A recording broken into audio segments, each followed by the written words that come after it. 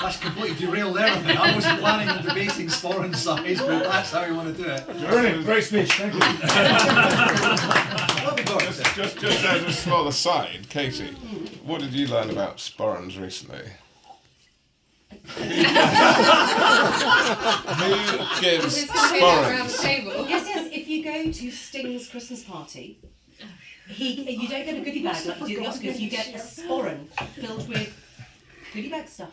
Like cocaine, mostly. No, it's not cocaine, it's not, yeah, but yeah. And no one wants them because they all had a sporran from Sting's party last year. So they all leave them. So my friend has about 25 sporrans full of goodies. He hangs out with Sting all the time, helps him do sit-ups. Do you know what? Sorry. I paused the video for Ladies and gentlemen, Sorry. I give to you the emotional memory.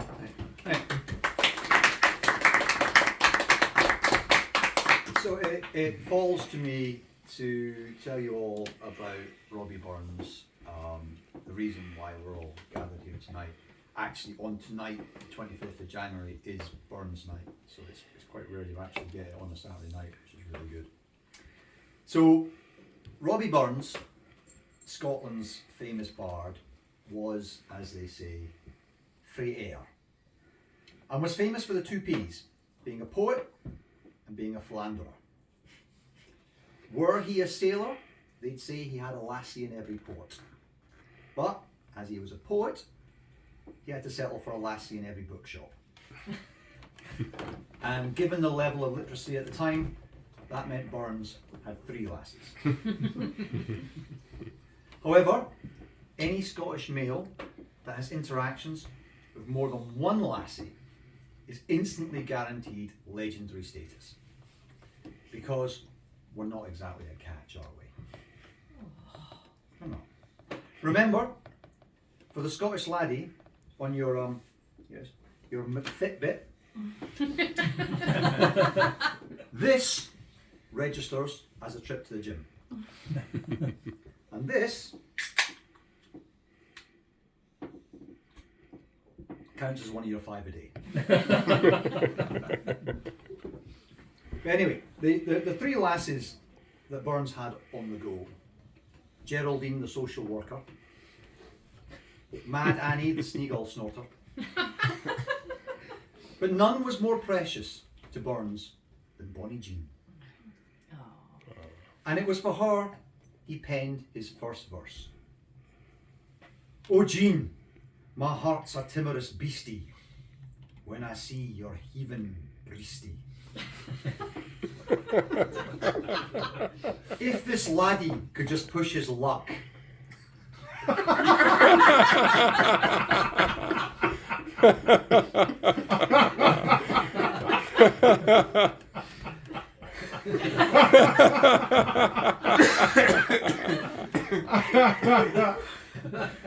maybe he could give you a right good duck."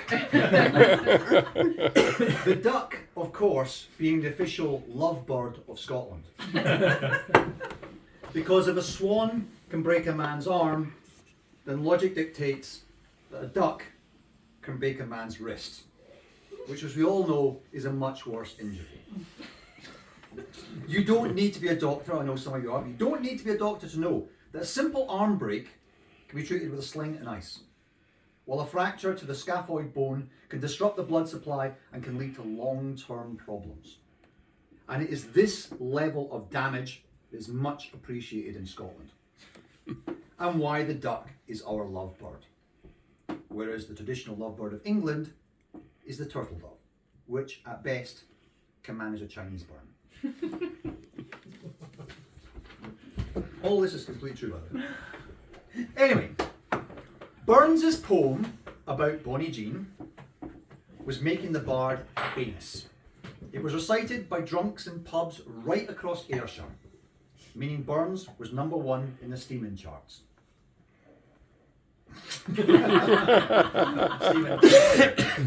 But what you folk may not know, that Burns was also famous for another P, and that's politics. After the square sausage famine of 1772, which was followed closely by the Buckfast drought, this is climate change gone crazy. The nation was on its knees. Burns was now a pale-skinned man with a depressingly healthy cholesterol level, and for reasons that will become significant in a wee while, a normal head of hair. But all this was about to change for Burns, and for Ayr, and for Scotland. As he sat in the bar, nursing a pint of Tennent's, Burns met the local wizard, the Musk. Now, the Musk was already notorious in Ayr for inventing the EV. That's the empty vehicle. A driverless and horseless cart that was in fact no more than a stationary box that people stood in for a bit before deciding to walk to where they wanted.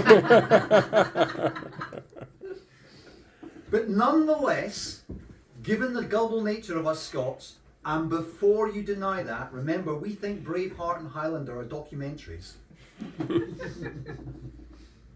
It had made the Musk, an incredibly rich man, but not a popular one.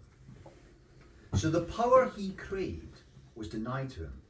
However, Burns, on the other hand, Musk sidled over to Burns. Robbie, Ayr is broken. You can fix it. Nah man, you're confusing me with Rob the Builder.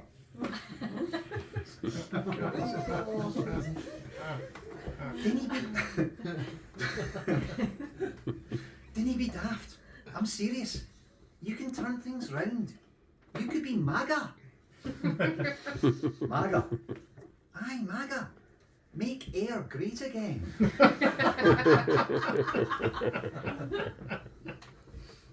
But politics.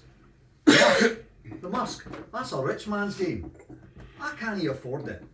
Like all good Scotsmen, I've done my duty and spent the last of my money on this pint of Tennent's. Then the Musk looked at Burns with a twinkle in his eyes. Dinna you worry about that, Robbie. I've invented new money.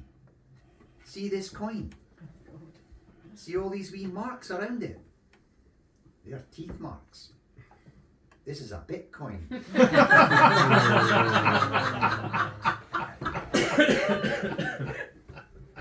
A Bitcoin? Aye, a Bitcoin.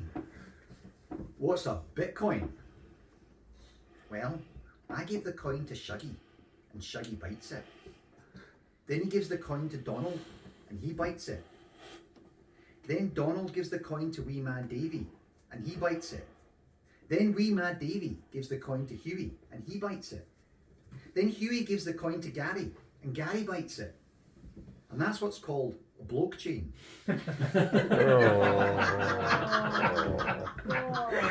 Dad joke.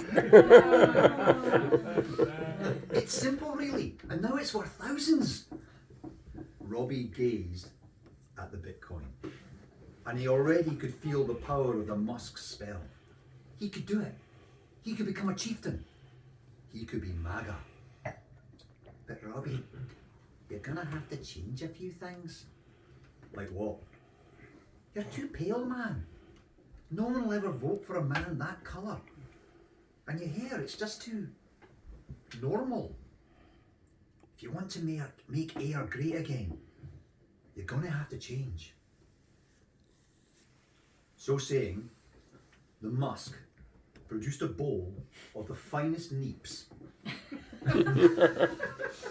and smeared it all over Robbie's face, so that now the bard was a fetching hue of orange. Then he produced some string and a haggis.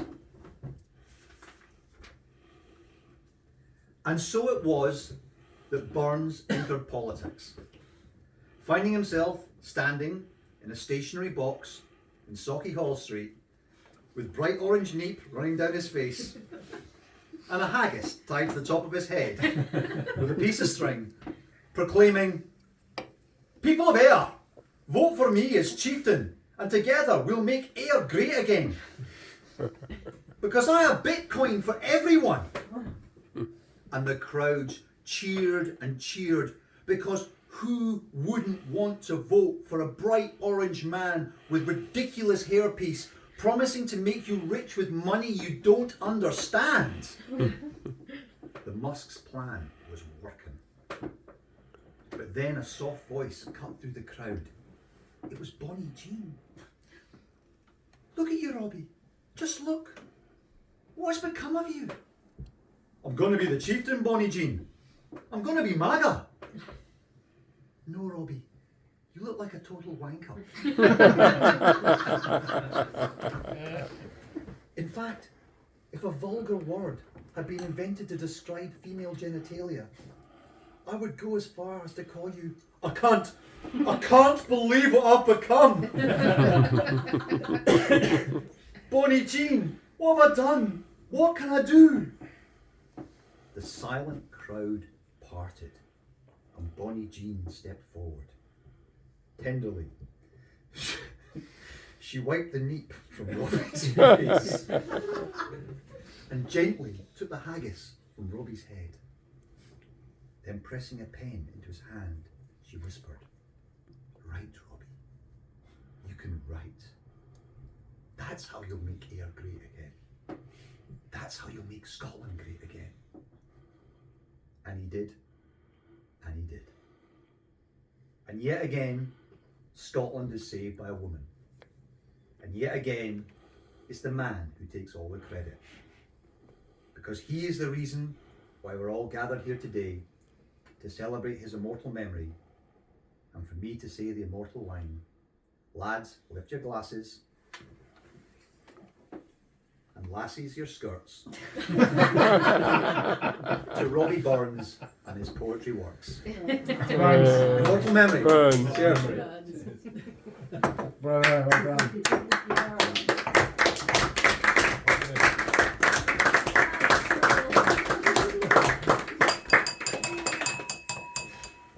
I now call Leith to the music stand.